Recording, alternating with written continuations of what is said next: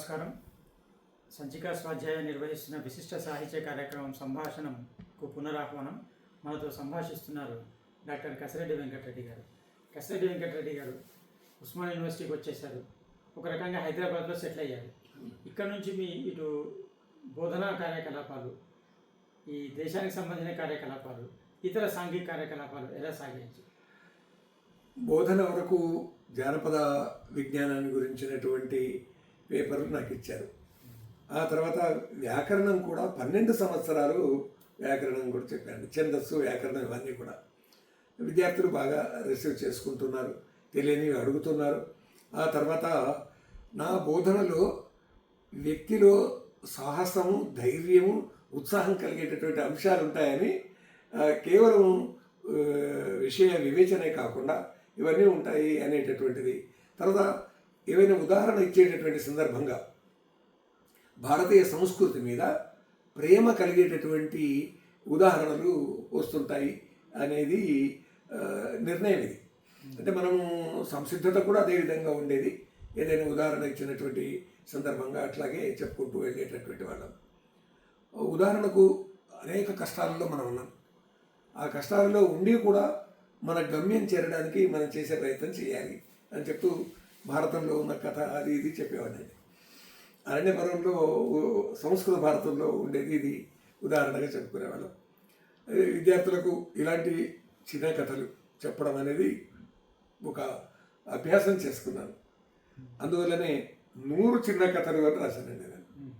అంటే నేను ఇక్కడ జాగృతిలో అప్పుడప్పుడు చిన్న కథ పెద్ద సందేశం అని రాస్తూ ఉండేవాడిని.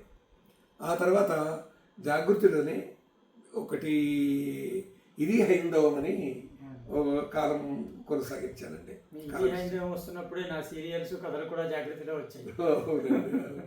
ఆ తర్వాత సాహితీ జాగృతి అనే కాలం కూడా నడిచింది. అంటే దాదాపు 22 ఏళ్ల కాలంలో ఇవన్నీ నడుస్తూ వచ్చాయండి. సాహితీ జాగృతి ఈ అనేక వ్యాసాలు జాతీయ దృక్పథంతో రాసినటువంటివి ఉన్నాయి. అయితే వాళ్ళకి ఏదైనా ఉదాహరణ ఇచ్చేటటువంటి సందర్భంగా భారతంలోని అరణ్యపర్వంలో ఒక ఉదాహరణ చెప్పేవాడిని. ఎన్ని కష్టాలు వచ్చినా మనం ఆశావాదంతో ఉండాలి అనేది. ఒక బాటసారి అరణ్యంలో వెళ్తూ ఉన్నాడు. అతని వెంబడి పెద్ద పులి పడింది. తప్పించుకోవడానికి పరిగెత్తాడు. ముందు ఏముందో చూసుకోలేదు. అతను ఒక నీళ్లు లేని బావిలో పడ్డాడు. అయ్యో ఇందులో పడ్డానే అని అనుకుంటున్నాడు. కానీ కింద పడకముందే అతని చేతికి ఒక ఊడ దొరికింది. ఆ ఊడ పట్టుకున్నాడు. కిందికి పోదామని చూసే వరకు కింద ఒక తాసుపాము తెచ్చి పుసలు కొడుతుంది. పైకి వెళ్దాము ఊడను పట్టుకొని అనుకుంటే వచ్చినటువంటి ఆ పెద్ద పులి లేదా సింహం అది గాండ్రిస్తూ చూస్తుంది.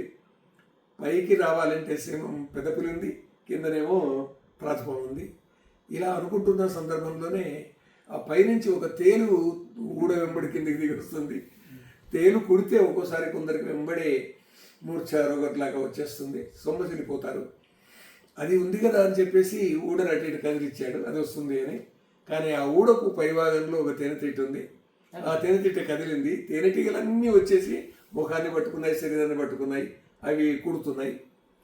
ఇన్ని కష్టాల్లో ఉన్నాడు. కదిలినటువంటి ఆ తేనెతీట ఉంది, పైకి చూస్తున్నాడు. ఆ నాలుక మీద 1-2 చుక్కలు వచ్చి పడ్డాయి, తేనె చుక్కలు. అబ్బా, తేనెంత తీయగుంది అనుకున్నాడు. ఆ తేనె తీయదనాన్ని ఆస్వాదిస్తూ ఆ భావనలో ఉండి పామును మర్చిపోయాడు, పెద్ద పుల్లిని మర్చిపోయాడు, తేనెటీగల్ని మర్చిపోయినాడు, కిందికి దిగొస్తున్న తేలును మర్చిపోయినాడు. ఈ తేనె చుక్క అనేటటువంటిది అది తన గమ్యాన్ని చూపేది, కష్టాలన్నింటినీ దూరం చేసింది అనేటటువంటి అర్థం కలిగించేది. కాబట్టి అలాంటి ఆశావాదంతో మనిషి ముందుకు నడవాలి అని ఇలాంటి ఉదాహరణలు చెప్తుండేవాడని. కాబట్టి అలాంటి కథలు అన్నీ ఆయా పత్రికల్లో అప్పుడప్పుడు రాస్తూ ఉన్నటువంటి ఇవి ఈ 100 చిన్న కథలు అని ఆ తర్వాత అచ్చవేశామండి. అది కనీసం 8-10 సార్లు అచ్చయింది ఆ పుస్తకం. అలాగా కాబట్టి ఈ రచనా రంగం ఇలాగా సాగుతూ ఉంది. ఇవి కాక మీరు సమకాలీన రాజకీయాల మీద కూడా చాలా అంశాలు, ముఖ్యంగా రామజన్మభూమి గురించి. అవునండి, రామజన్మభూమి మీద రాసినటువంటి వ్యాసాలన్నీ కలిపి శ్రీరామ జన్మభూమి జాతీయ చైతన్యం అని దాదాపుగా 20 వ్యాసాలతోటి ఒక సంకలనం చేసి, అంటే అప్పుడప్పుడు రాసిన వ్యాసాలతోటి పుస్తకం వేశాం. అంటే రామజన్మభూమి కేవలం జన్మభూమి కాదు, కేవలం గుడికి సంబంధించిన విషయం కాదు, నీ జన్మభూమికి సంబంధించిన విషయం. ఇంత చిన్న రామాలయాన్ని రాముడు విశ్వమానవుడు, విశ్వ అంతటా వ్యాపించిన వాడది అనుకుందాం. కానీ గుడి భాగం కాదు ఇక్కడ, నీ జన్మభూమికి సంబంధించిన విషయం మొత్తం. నువ్వు ఇది కాపాడుకుంటే రేపు నీ జన్మభూమిని కాపాడుకుంటావు. ఇదే కాపాడుకోలేని వాడు రేపు జన్మభూమి ఎట్లా కాపాడుకుంటావని అలనాడు ఆదిశంకర్లు ఏ విధంగానైతే మఠమందిరాలను స్థాపించి వాటిని రక్షించుకుంటే వాళ్ళ భూభాగాలు రక్షించుకుంటారని ఒక దివ్యత్వాన్ని మానవ జీవనంలో ప్రవేశపెట్టాడే, ఏకతా నిర్మాణం చేశాడు కదా. అలాగా చెబుతూ శంకర్ల ఉదాహరణలు అన్నీ ఇచ్చేవాడినండి. అంటే ఇప్పుడు భజగోవిందంలోనే మనకు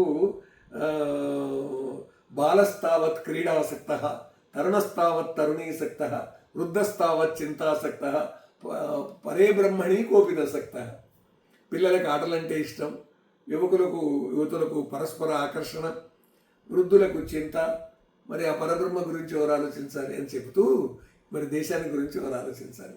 ఈ రకమైన ఉదాహరణలతోటి అవును నేనున్న చోటు నేను వికసించాల్సింది ఉంది, నేను వికసించాలంటే శాంతియుత వాతావరణం ఉండాలి అని అంటే ఈ దేశం మీద ఆక్రమణలు జరగకూడదు, అల్లకల్లోల పూరితమైనటువంటి వాతావరణం ఉండకూడదు అనే ఈ భావజాలను విద్యార్థుల్లో నాటడానికి నేను ప్రయత్నం చేశాను. అంటే పాఠ్యాంశంలో భాగంగా ఈ ఉదాహరణలు వస్తాయి. ఇదే విధంగా చిన్న కథల్లో కానీ నా రచనల్లో కానీ ఈ విషయాలన్నీ అలాగా వస్తూ ఉండేవి. ఈ సందర్భంలోనే మలయాళ స్వామి సంప్రదాయానికి చెందినటువంటి కొన్ని ఆశ్రమాలు దేశంలో ఉన్నాయి. ఏర్పేడులో సద్గురు మహర్షి మలయాళ స్వామి వారు స్థాపించిన దానికి అనుగుణంగా చాలా చోట్ల ఆశ్రమాలు వెలిసాయి. అలా వెలిసినటువంటి ఒక ఆశ్రమం సాధనగర్లో వెలిసింది. వాళ్ళు ఒక పత్రిక ప్రారంభం చేయాలని అనుకున్నారు. వాళ్ళు నన్ను సంప్రదించారు. దాంతో గీతా జ్ఞాన యోగ సమాచారం ఆ పత్రికకు మొదటి సంపాదకునిగా ఉన్నానండి. అంటే దీనికంటే ముందు మరి పత్రికా అనుభవం ఏమైనా ఉందా అంటే రచనలు పంపిస్తుంటే ఆ పత్రికలో పడుతున్నాయి, అది అంతే. కానీ కామారెడ్డిలో ఉండగానే సాహితీ స్రవంతి అని ఒక లిఖిత మాసపత్రిక కొన్నాళ్ళు నిర్వహించిన సందర్భం ఉంది. అంతేకాకుండా కళాశాల గోడల మీద విద్యార్థుల నిమిత్తం వార్తలు రాసినటువంటి అనుభవం ఉంది. అంతేకాదు హై స్కూల్లో ఉన్నప్పుడు కూడా విద్యార్థులకు తెలియడం కొరకు వార్తలు రాయడం అలాంటివి జరిగేవి. కాబట్టి ఈ అనుభవాలన్నీ వార్తలతో కొంత పరిచయం అలాంటివి ఉన్నా కానీ, సమాచార సేకరణలో అనుభవం ఉన్నా కానీ, ఒక పత్రిక నిర్వహణ, అది కూడా ఆధ్యాత్మిక మాసపత్రిక, అది కూడా అద్వైత ఫిలాసఫీతో కూడుకున్నటువంటిది. దానికి నన్ను ఎంపిక చేశారు. అక్కడ నిత్యసిద్ధానందగిరి స్వామి వారని ఆశ్రమాన్ని స్థాపించారు. ఆ ఆశ్రమాన్ని వారు కొనసాగిస్తున్నారు. ఆ విధంగా 21 సంవత్సరాలు ఆ పత్రికకు నేను సంపాదకునిగా ఉన్నానండి. అలాగే నడిచింది గీతా జ్ఞానయోగ సమాచారం. ఆ పత్రిక నడుస్తూ ఉండగానే అంటే తప్పనిసరిగా సంపాదకీయం రాసుకోవడం, ఇలాగే ఆయా రచయితల్ని ఆధ్యాత్మిక పరంగా ఎదిగిన రచయితల్ని భారతం, భాగవతం, రామాయణం, వేదాలు, ఉపనిషత్తులు, స్మృతులు, ఇతర శాస్త్ర గ్రంథాలు, అంతేకాకుండా మహాత్ముల యొక్క జీవిత చరిత్రలు ఏ సందర్భాలు ఎట్లా వస్తాయనేది రచయితలను చాలామందిని సమకూర్చుకొని వాళ్ళతోటి మాట్లాడి నెల వాళ్ళ వ్యాసాలు తీసుకొని అలాగా పత్రిక నడుస్తుంది. ఈలోగా ప్రమోద్ చైతన్య స్వామి వారని ఆయన ధర్మసారథి అనే ఒక పత్రిక ప్రారంభం చేశారు. దాన్ని నన్ను సంపాదకులుగా పెట్టారు. అది 2 సంవత్సరాలు నడిచింది.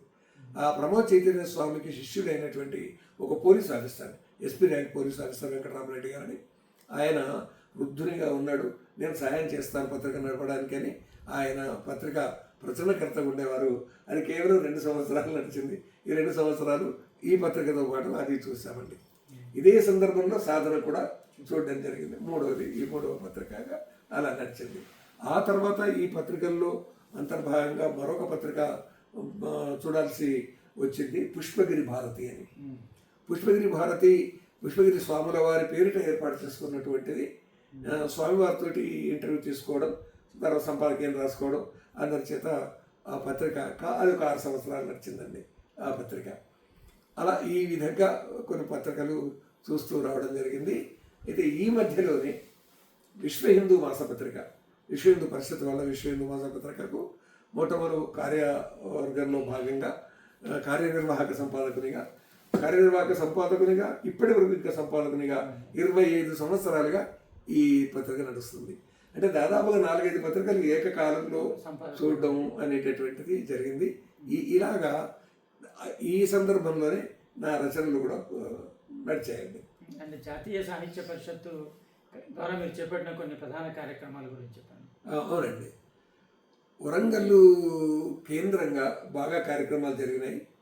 జాతీయ సాహిత్య పరిషత్ వార్షికోత్సవాల్లో వరంగల్లో పాల్గొన్నాము. ఆ తర్వాత భాగ్యనగరంలో కోవెల సంపత్ కుమారాచార్యుల వారు అధ్యక్షులుగా, శివప్రసాద్ గారు గౌరవ సలహాదారుగా, నేను కార్యదర్శిగా ఉండి జాతీయ సాహిత్య పరిషత్ కార్యక్రమాలు కొనసాగించాము. ఇక్కడ మేము సాహితీ జైత్రయాత్ర పేరిట దాదాపు ఒక 7 రోజులు మొత్తము తెలంగాణ, ఆంధ్ర అంతా వాహనాలలో చుట్టి వచ్చాం. అక్కడ సాహిత్య రూపకం ఒకటి వేయడం, ఆ తర్వాత కవి సమ్మేళనం నడిపించడం. మొట్టమొదలే ఏ ఊరికైతే వెళ్తున్నామో, ఉదాహరణకు పాలమూరు వెళ్ళాం, మహబూబాబాద్ వెళ్ళాం, జడ్చర్ల వెళ్ళాం, కొత్తకోట వెళ్ళాం, కర్నూలు వెళ్ళాం. ఈ విధంగా ఆ దారిలో ఉన్నటువంటి వాటినన్నింటినీ కూడా ఒక 4-5 రోజుల్లో వీటన్నింటినీ టచ్ చేయడం జరిగేదండి. అంతేకాకుండా 2-3 పర్యాయాలు వార్షికోత్సవాలు భాగ్యనగర్లో నిర్వహించాం, సిద్దిపేటలో నిర్వహించాం, జడ్చర్లలో నిర్వహించాం.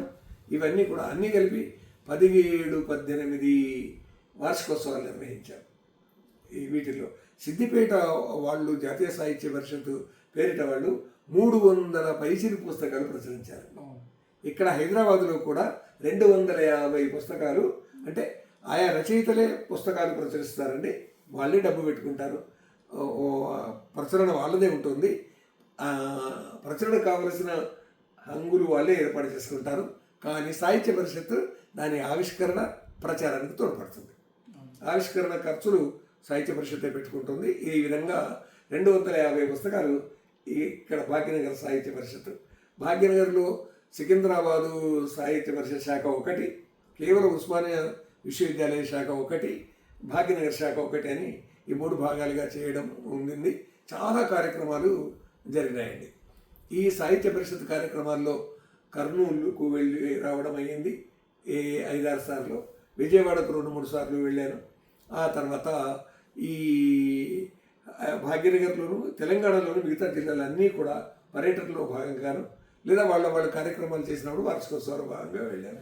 ఆ వెళ్ళినటువంటి సందర్భంగా పెద్దలు ఎవరెవరైతే మన గురువులు లాంటి వారు ఆదర్శంగా ముందు నడిచినటువంటి పెద్దలు ఉన్నారో వాళ్ళందరితోటి ఆయా కార్యక్రమాలలో ఉపన్యాసాలు వాళ్ళు ఇస్తుంటే వినడం, కార్యక్రమ నిర్వహణలో అక్కడి శాఖల్లో పాల్గొనడం, ఇవన్నీ జరిగినాయండి.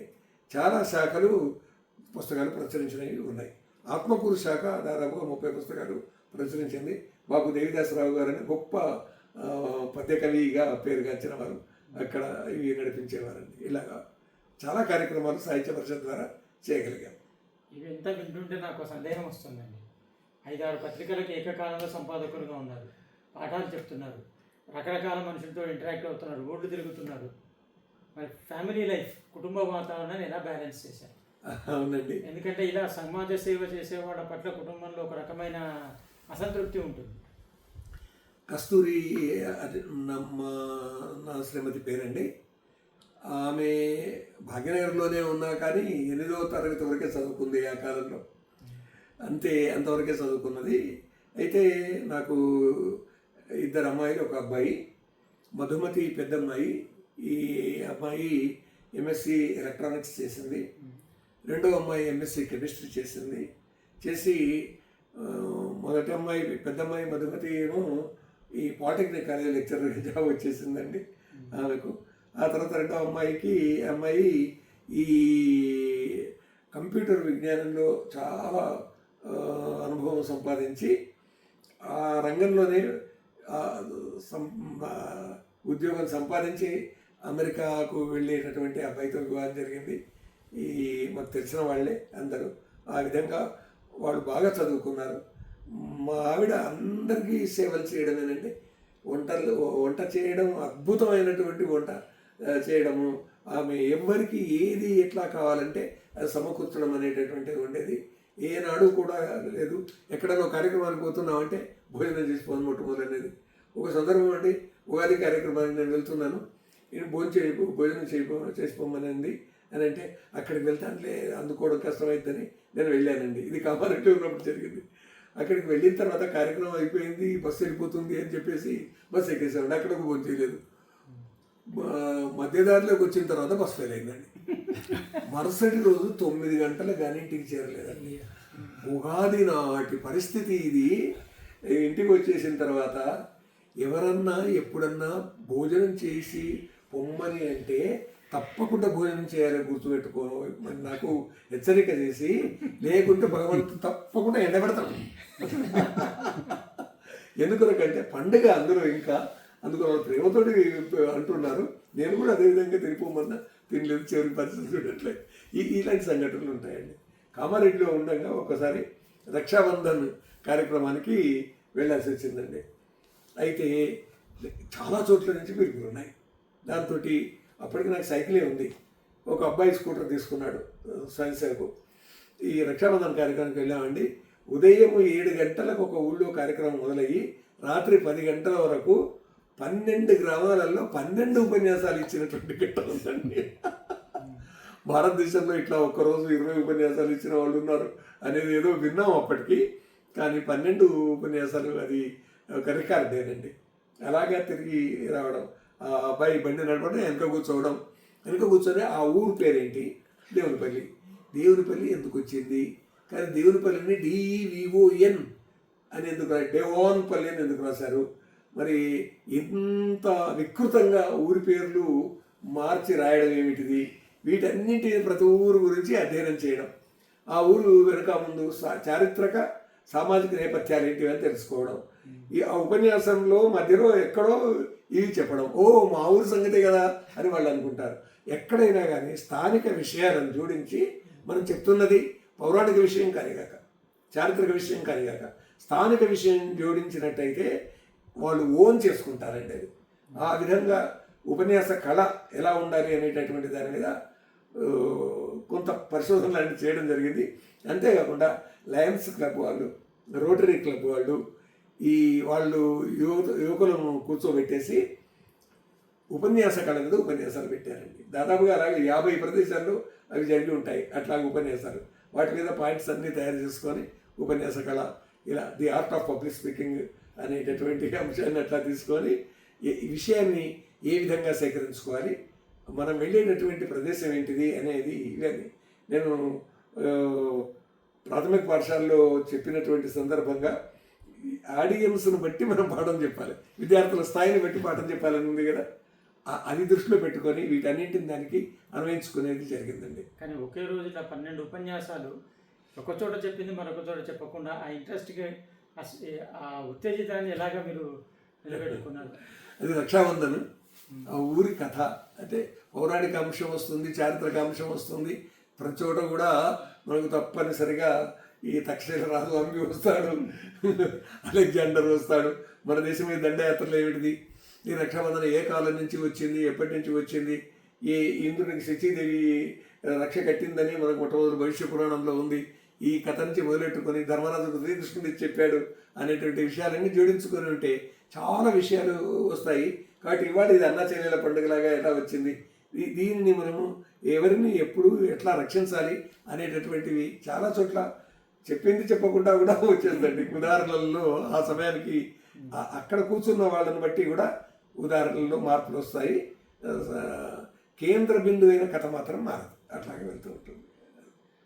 అండ్ ఇప్పుడు ఇటీవలే మీకు 80 ఏళ్ళు పూర్తయిన సందర్భంగా ఒక పుస్తకం కూడా మీ గురించి పలువురు రాసినటువంటి పుస్తకం వచ్చింది, ప్రచురించారు.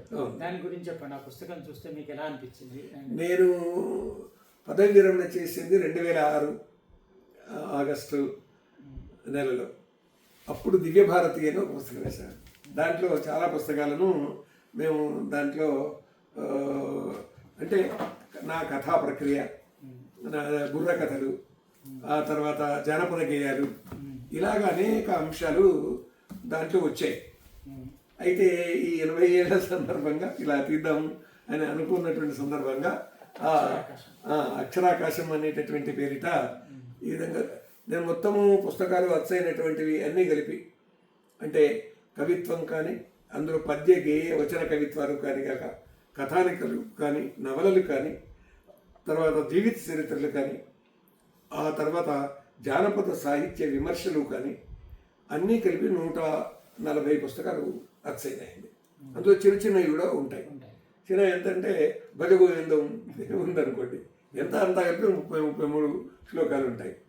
అది కూడా 2-3 సార్లు అచ్చయింది. రెండోసారి అచ్చయినటువంటి ఈ పుస్తకాన్ని మనకు సిద్ధేశ్వరానంద భారతి స్వామి వారికి అంకితం ఇవ్వడం జరిగింది.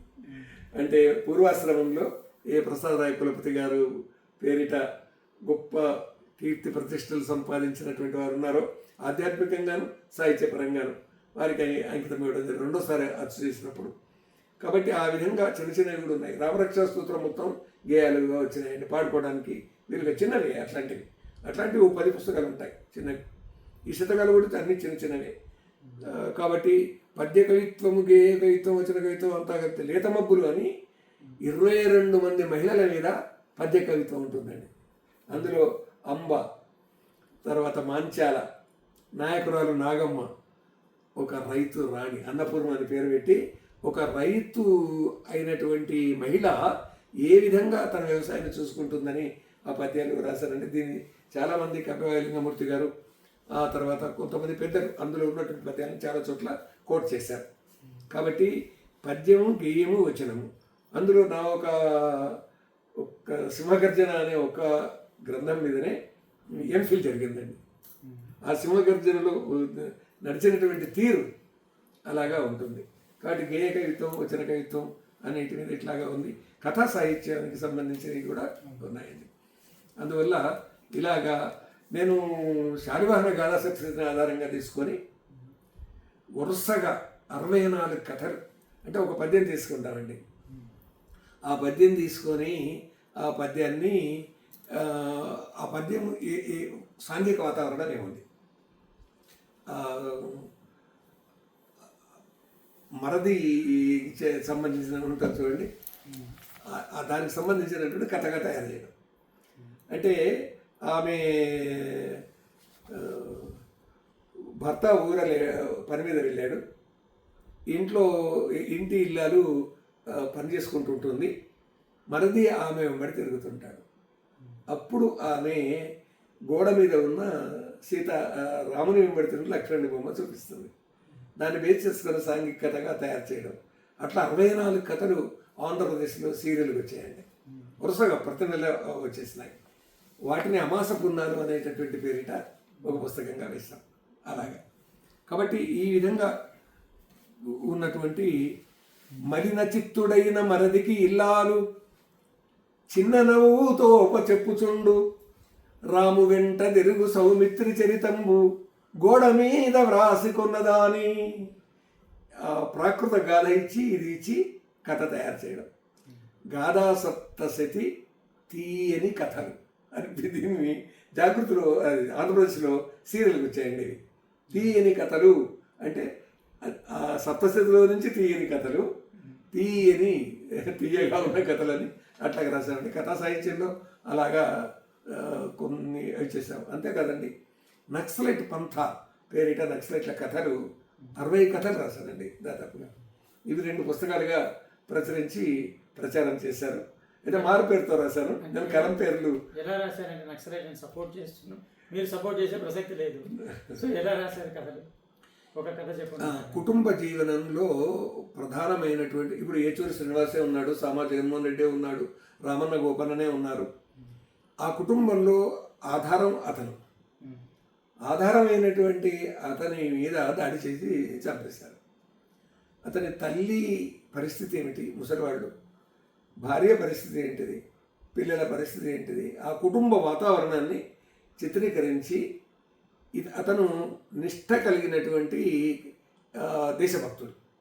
తన డ్యూటీ తను చేసుకుంటున్నాడు. అతను వ్యవసాయదారుడు కావచ్చు, విద్యార్థి కావచ్చు, అధ్యాపకుడు కావచ్చు, లాయర్ కావచ్చు, ఏదో తన పని తను చేసుకుంటున్నాడు, దేశం కొరకు పనిచేస్తున్నాడు. అట్లాంటి వ్యక్తిని కుటుంబం నుంచి తీసేస్తే, అతని మీద దాడి చేసి చంపేస్తే ఆ కుటుంబం పరిస్థితి ఏమవుతుంది అనే ఉద్దేశంతో రాసినటువంటి కథలే 64 కథలండి. అంటే నాణ్యానికి మరోవైపు చూపించారు. అంతేనండి, అంతే. ఎందుకంటే వాళ్ళని చాలా వీరులుగా, త్యాగధనులుగా చూపిస్తారు.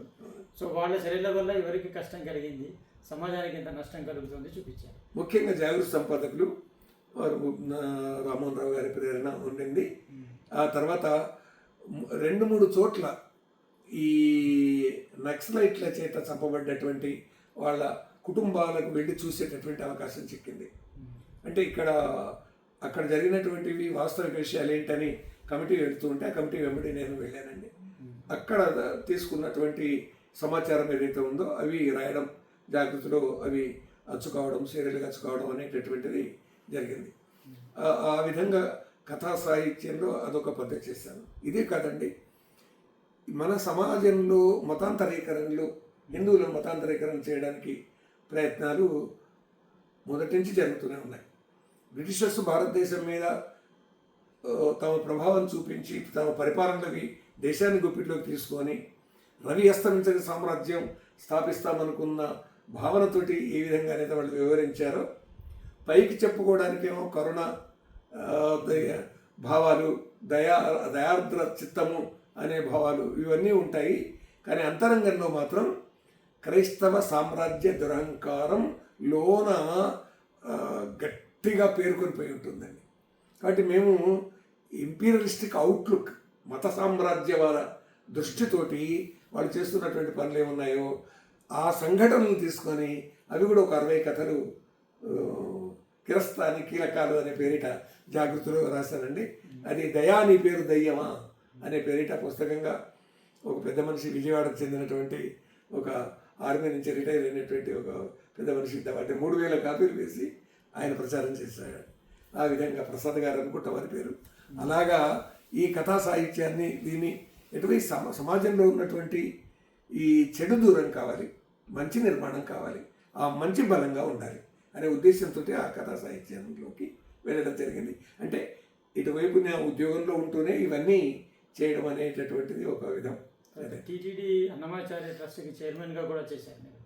అవునండి. అయితే అది అన్నమాచార్య ట్రస్ట్ కాదు, అది ఏమిటి అంటే 2006లో నేను ఆగస్టులో పదవి విరమణ అయిన తర్వాత 10 రోజులకే సెప్టెంబర్ 10వ తేదీన అప్పటికి తెలంగాణ విశ్వవిద్యాలయం ప్రారంభమైంది. అక్కడ తెలుగు సిలబస్ తయారు చేయాలి.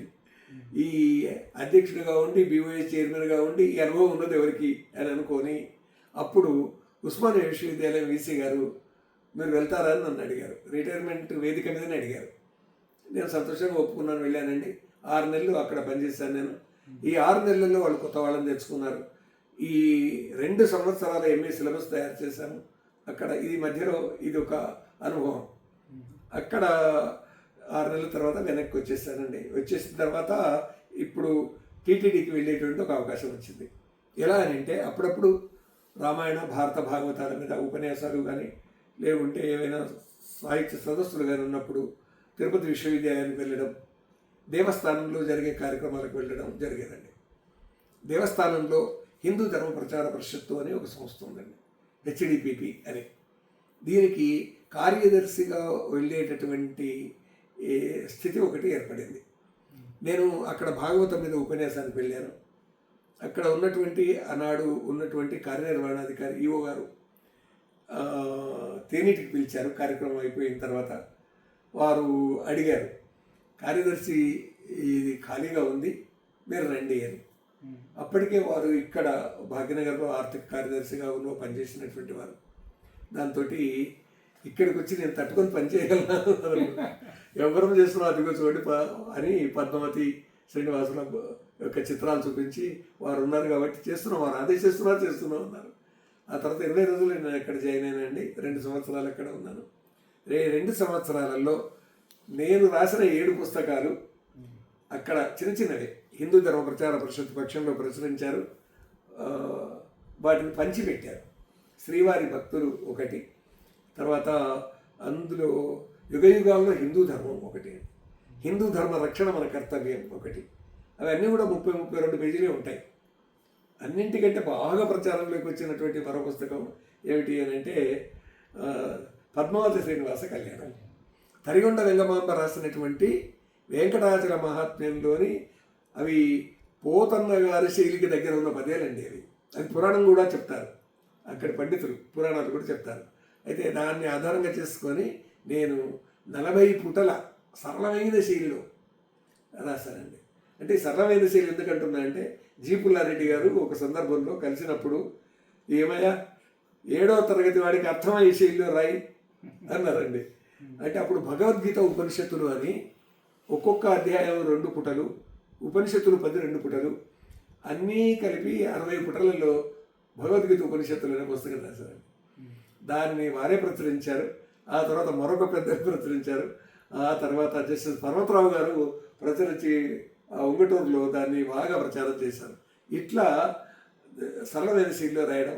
ఈ కళ్యాణానికి సంబంధించి కూడా 5-6 తరగతులు చదువుకున్న పిల్లవాడు కూడా అర్థమయ్యే శైలిలో ఇచ్చానండి.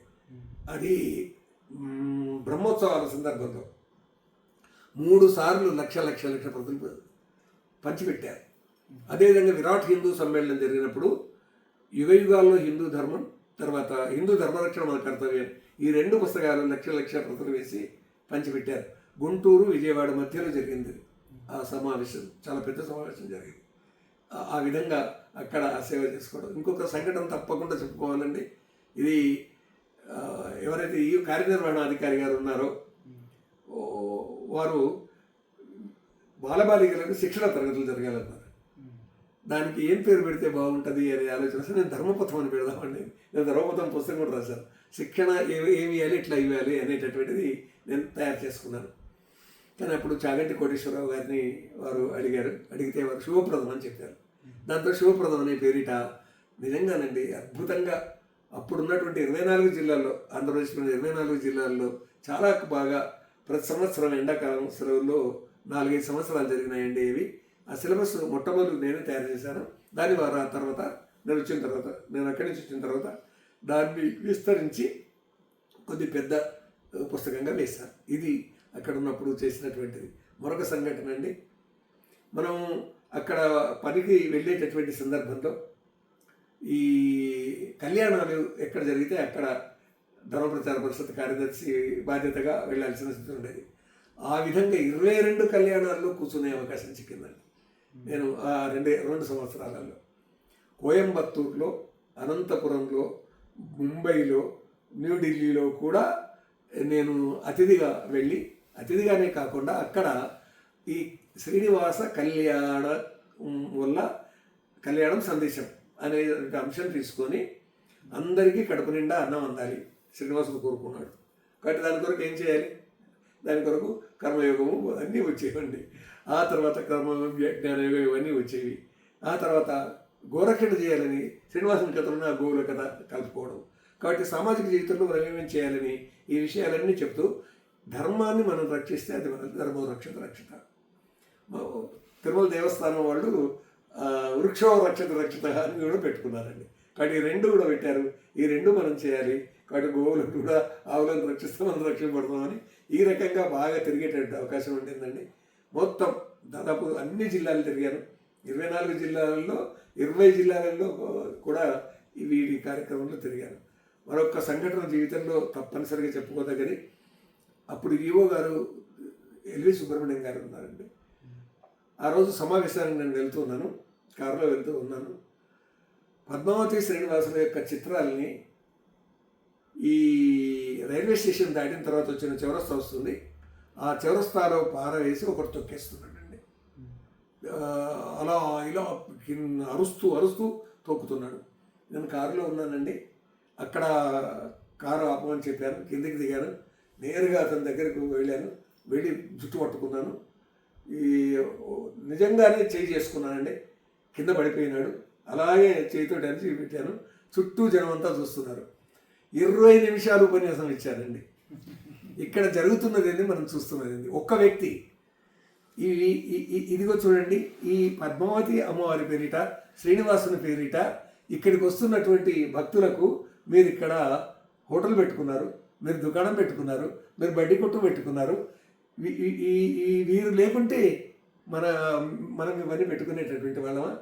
కానీ ఎవడో ఒకడు వచ్చేసి ఈ విధంగా ఇక్కడ కింద వారి చిత్రాలు, బొమ్మలు, అవి చిత్రాలే, పైననేమో విగ్రహాలు ఉండొచ్చు, కిందనేమో విగ్రహాలు ఉండొచ్చు, దేవుళ్ళని వాళ్ళకి మనం మొక్కొచ్చు. కానీ ఇవి కూడా ఎంత పవిత్రంగా మనం భావిస్తాం, కానీ వాడు కింద వేసి తొక్కేస్తున్నాడే, మనం చూస్తూ ఉన్నామే అంటే వెంబడి అంతా పరిగెత్తుకొని వచ్చేసారండి. నేను వచ్చేసి అక్కడక్కడ విసిరిస్తాం అన్నీ తెచ్చారు, ఒక దగ్గర వేశారు, ఒక కొత్త సెల్ల ఒకటి తీసుకొచ్చారు, అన్నీ దాంట్లో పెట్టేసేనారు. అంటే అది వరకేమో వాళ్ళు వినోదం చూస్తున్నట్టు ఉన్నారండి. ఇక దాంతో ఇక అక్కడ నుంచి అతడు ఉన్మాదిగా ప్రవర్తించడం మొదలెట్టేస్తాడు. ఈ సంఘటన జరిగిన తర్వాత అప్పుడు నేను మనల్ని మనం రక్షించుకోవాలి, దేవతల పేరిట మనం జ్ఞానాన్ని అందించాలి సమాజానికి. భక్తి, కర్మ, జ్ఞానం ఈ అంశాలన్నీ మనకు భగవంతుడు అందిస్తున్నటువంటిది. శ్రీనివాస పరబ్రహ్మము భిక్ష పెట్టినాడే, మరి ఇది ఇలా చేయడానికి కారణం ఏంటి అని అంటే వాడు హిందువు కాదండి అన్నాడు ఒక ఆయన. అంటే ఏమిటో అతను వేరే విషయం చెప్పాడు అనుకోండి. కాబట్టి ఇక అతన్ని పోలీసు వాళ్ళు వచ్చారు, తీసుకొని వెళ్ళారు, అది వేరే సంగతి. కానీ ఈ ఆలస్యమైంది, నేను సమావేశానికి వెళ్ళాను.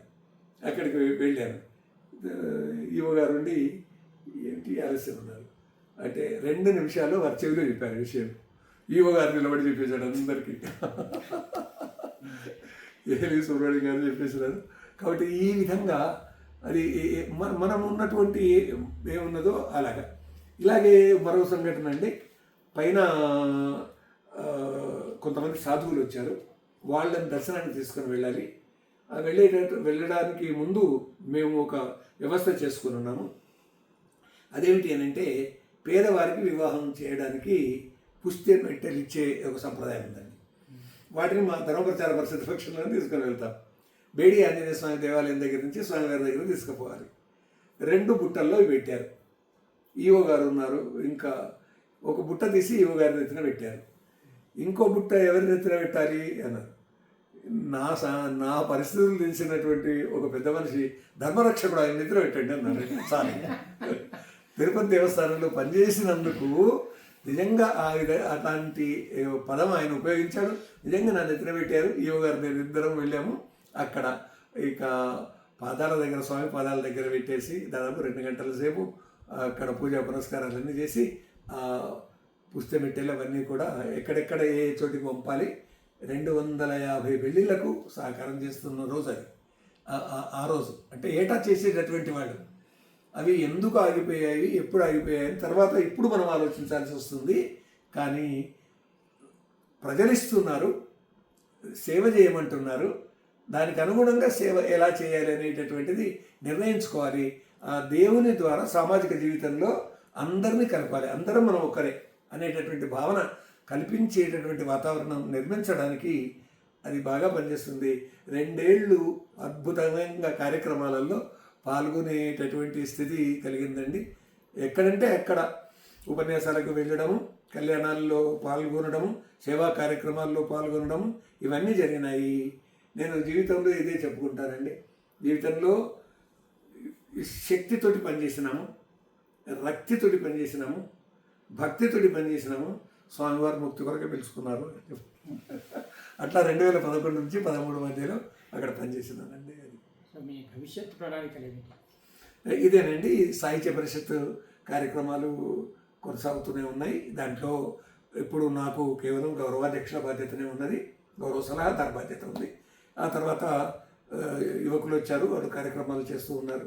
సాహిత్యం ద్వారా సామాజిక జీవితంలోకి వెళ్ళడం, ఎక్కడైనా సాహిత్య విలువలు నిర్మాణం చేయడానికి ఎవరైనా ఎక్కడ పిలిచినా కానీ వెళ్ళడం, పండుగలు పబ్బాలు వాటి కార్యక్రమాలలో పాల్గొనడం, ఈ విధంగా కార్యక్రమాలలో పాల్గొంటూ వ్యాసాలు రాయడం, ఆ తర్వాత ఉపన్యాసాలు ఇవ్వడం, శిక్షణా తరగతులలో పాల్గొనడం. జీవితంలో మనము ఈ భారతమాత సేవలో ఏం చేయాలి అనేటటువంటిది మనకు సంఘ పెద్దలు ఇదివరకే మనకు బోధించారు. కాబట్టి ఆ బోధ మనసులో ఉంది, ఆ మార్గంలోనే నడవడం అండి, అంతే. సో కసిరెడ్డి వెంకటరెడ్డి గారి కార్యక్రమం ముగించే ముందు ఫస్ట్ టైం మీ పేరు విన్నాను 1991లో. అప్పటి నుంచి ఒక సందేహం నన్ను వేధిస్తుంది. ఇప్పుడు యాక్చువల్గా ముందు అడగాల్సిన ప్రశ్న ఆఖరికి అడుగుతాను. కసిరెడ్డి అన్న పేరు అర్థం ఏంటి? ఎందుకంటే కసి అంటే మనకున్న అర్థం వేరు, కానీ ఇక్కడ అర్థం వేరు. అదొకసారి మీరు వివరిస్తే వినాలి. కసిరెడ్డి అది అంటే సేనాని అనే అర్థం అని ఉత్పల సత్యనారాయణ గారు చెప్పారండి. గొప్ప వైష్ణవ ధర్మ ప్రచారకులైనటువంటి వారేమో నువ్వు ఎప్పుడైనా ధర్మ ప్రచారకులను పెట్టుకోవని వారు అన్నారండి. ఈ కసిరెడ్డి అనేటటువంటి ఈ వీళ్ళు వ్యవసాయదారుల కుటుంబాలేనండి మొదటి నుంచి కూడా. ముఖ్యంగా రాయలసీమ ప్రాంతంలో వీళ్ళు ఉన్నారు. అది కాబట్టి రాయలసీమ ప్రాంతము కర్నూలు నుంచి అట్లే ఉన్నది కాబట్టి ఇక్కడ ఈ పాలమూరు జిల్లాలో మేము ఉన్నది. ఇప్పుడు మా స్వగ్రహం రంగారెడ్డి జిల్లాకి వెళ్ళిపోయింది. కానీ నిజంగానే సేనాని అనేటటువంటి విధంగా నాకు సాహిత్య ధర్మసేనాని అని బిరుదు కూడా ఇచ్చారండి. ఓయిడి అచ్యుతరామ శాస్త్రి గారు మీకు ఒక బిరుదు ఇస్తున్నానయ్యా సాహిత్య ధర్మసేనాని అని అచ్యుతరామ శాస్త్రి రాష్ట్ర కవి డాక్టర్ ఓయిడి అచ్యుతరామ శాస్త్రి గారు ఇచ్చారు. ఉపన్యాస కేసరి అని సర్వేశ్వరానంద స్వామి వారు ఇచ్చారు. ఈ విధంగా వాళ్ళు పెద్దలు ఇచ్చినటువంటి బిరుదులు. సిద్దిపేట వాళ్ళు కనకాభిషేకం కూడా ఇచ్చారు. ఇంకొక విషయం చెప్పుకోవాలి అండి, నేను 9 పర్యాయాలు అమెరికాకి వెళ్ళానండి. ఈ 9 పర్యాయాలు కూడా ఆటా సభల్లో పాల్గొన్నాను. ఆటా సభల వాళ్ళనే పిలిచారు. అక్కడ ఆటా సభల వాళ్ళు నాకు ఇచ్చినటువంటి అంశాలు ఏంటంటే వాళ్లకు ఈ హాస్యప్రియత్వం ఉంటుంది. పొడుపు కథల మీద ఒక ఉపన్యాసం, సామెతల మీద ఒక ఉపన్యాసం, జానపద సాహిత్యంలో హాస్యం మీద ఒక ఉపన్యాసం, ఈ రకంగా వాళ్ళు అడిగినటువంటివి ఉన్నాయి. ఈ విషయం ఏమిటి అంటే మొదటిసారి వెళ్ళినప్పుడు చికాగోలో సభలు జరిగినాయి 2004 నుంచి వరుస పెట్టి 6, 8, 10, 12 లేదు, అప్పుడు తిరుపతిలో ఉన్నాను నేను. 14, 16, 18, 22 వరకు వరుసగా ప్రతి 2 సంవత్సరాలకు సరి సంవత్సరాలలో అలాగే 89 పర్యాలు వెళ్ళానండి.